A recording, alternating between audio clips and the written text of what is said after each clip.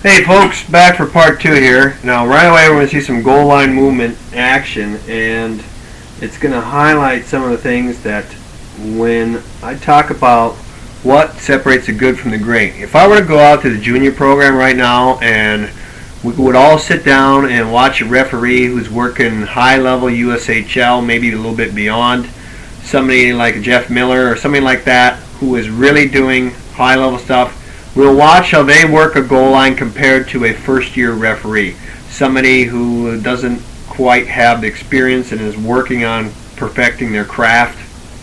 You will see a noticeable difference, okay? What's the difference between how you, the viewer right now, you sitting in that seat watching, between how you work a goal line versus how Stephen Walcom works a goal line. And we're going to show that right here. Nick's the low guy. So that's a little tight to the net, buddy, but that's all right. We're getting a look now. Bam. We're down here. Best look. Anticipate. Move, move, move. 6 feet away. 6 feet away. 6 feet away. Okay. Picking your spots and being real quick in your actions. That's where doing plyos X, doing quick first step speed movements, doing a lot of things that work on being your explosiveness. Being more athletic is going to help you out.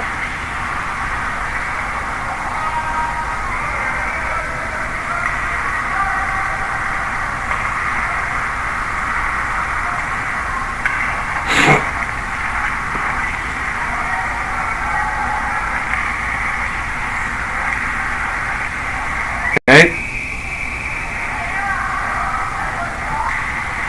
Take a couple steps in there. I always take a couple steps in the zone. Whistle blows. Okay, it's different from a 1-2 linesman. If you're a linesman, you better get your butt to that net. If you're a referee, bam. Couple steps in there, lock them up, take a look. Okay, you can be real sharp, alert, and not have to go all the way to the net to do the job right. To do the job sharp, to do the job with intensity.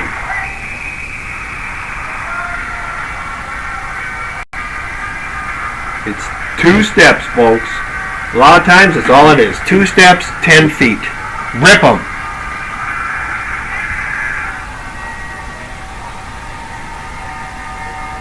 Okay. Try to remember what I'm pointing out here. I'm going to talk about switching ends and how long you can work one end of the rink.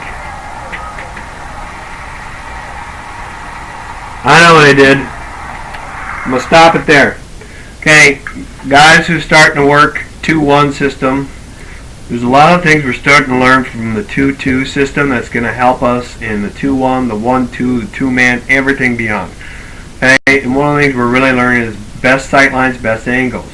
Okay, the front official doesn't always have the best look. The front linesman doesn't always have the best look. You need to work together and understand what you're seeing, and really, yes, this is putting yourself on a whole higher level. Understand what your partner is seeing. Okay? Now, in a 2-1, ideally, at the end of the game, you've split all goals and all penalty calls between the two of you. That way the spotlight's not on one or the other. I showed there 9:40. These are 17-minute periods, so it's 7 minutes 20 seconds before Nick got on the Warroad end. Okay, so he was working while he's working the Warroad end zone, because this is the second period, but he was working that end of the ice for darn near half the period. Now, what's the big deal?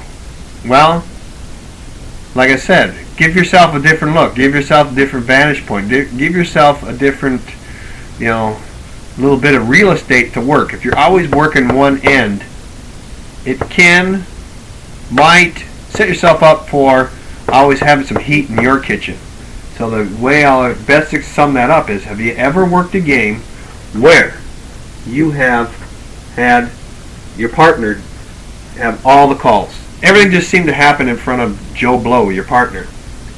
Maybe we could avoid that by switching more often. So ideally at the end of the game, you've spread evenly all goals, all penalty calls.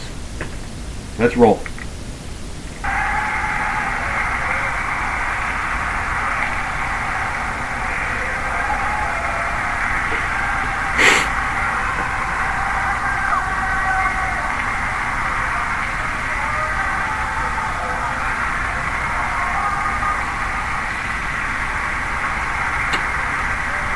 Alright, once again, offside. 2 steps, buddy. Rip, rip. All's cool, coast through, do a nice curl, bam. I'm in position. Take a look at the benches. Hey, I spy somebody with an NC2A sticker. Is this an NC2A game? No, I didn't think so. I hate those things. I hate them with a passion. If you're wearing one, I'm dead serious. Take that stupid thing off and never put it back on. You don't need to wear it to work D3 hockey. D1 guys don't wear it. Take it off. It's a dumb sticker. Nobody needs to know your resume. Come and work the game. Work the level you're working. Alright, soapbox is gone.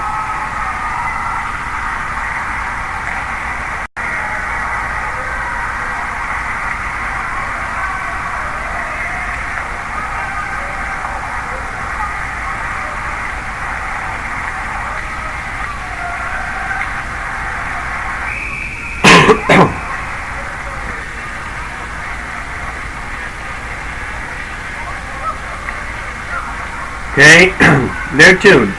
Just a little thing. I mean, think. I don't know who you like as a referee. What would Stephen Walcom do? Okay, what would Bill McCreary do? How would Brian Toole work this game? How would Todd Anderson work this game? What would these guys do? What do they do that's so special about their presence? Can that presence, appearance, attitude, professionalism be taught?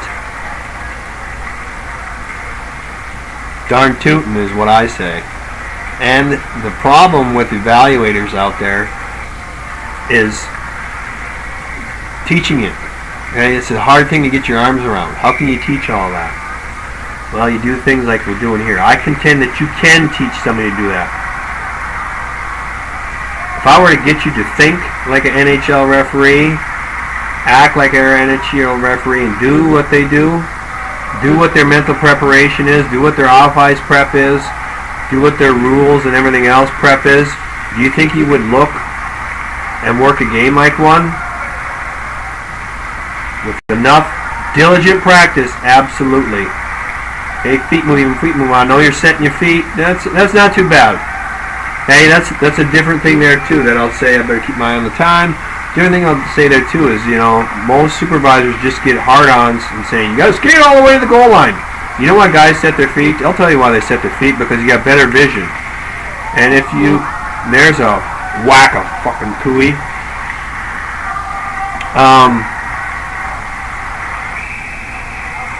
Okay, Edmonton scout sitting by me said that would have been a bye-bye in NHL. I don't know if it was that bad. I think he was embellishing. Not the player, the scout. But where does this bring me? I'm going to show something there, okay? Sorry, I just got to do it. I'll talk about keeping your eyes on all 40 at all times and having that mindset. Okay? We just called a big penalty here, called a board. I don't know, I thought it was a big one. Okay? And is everybody keeping their head on a swivel? Everybody, watch everybody. They keeping their head on the swivel. Are they watching all 40, all 39 at all times?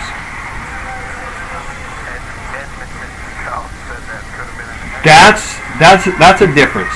It's got to be an attitude. It's got to be a habit. Oh, I'm gonna have to shut down here real quick. But it's got to be a habit of excellence. You got to do it in a pee-wee game, a squirt game. So when it comes to this game, it's automatic. You do it automatically. You never sink down to the game, the level you're at. You always bring yourself up. So the awareness thing there, head on a swivel, so key. Watching all times. Habit of excellence. See ya.